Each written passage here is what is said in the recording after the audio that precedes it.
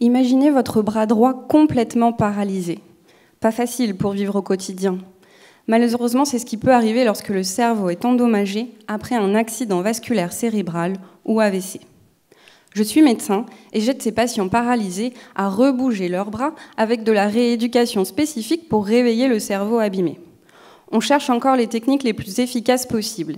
Et il y en a une qui est prometteuse, c'est le neurofeedback. C'est un moyen de communication qui va permettre à une machine de lire dans le cerveau, sans lui faire de mal.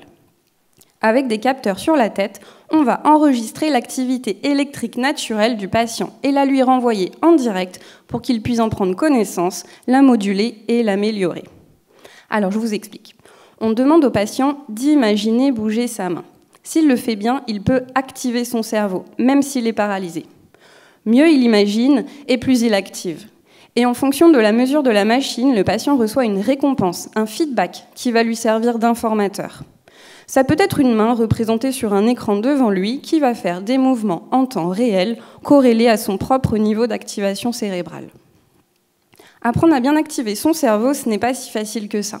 C'est comme un entraînement de sportif, ça demande des semaines de travail.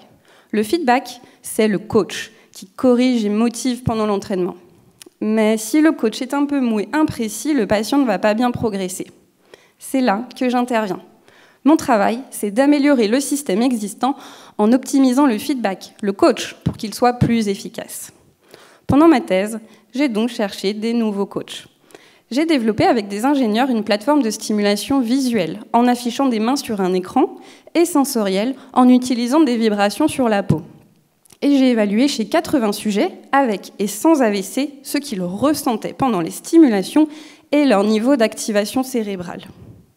J'ai trouvé qu'avec les bons outils, une main virtuelle qui bouge sur un écran en même temps qu'une vibration spécifique de la main par un bracelet vibreur, on peut provoquer des illusions de mouvement de la main paralysée. Le patient a l'impression que sa main bouge, ce qui est très stimulant pour son cerveau. Voilà donc un nouveau coach potentiel.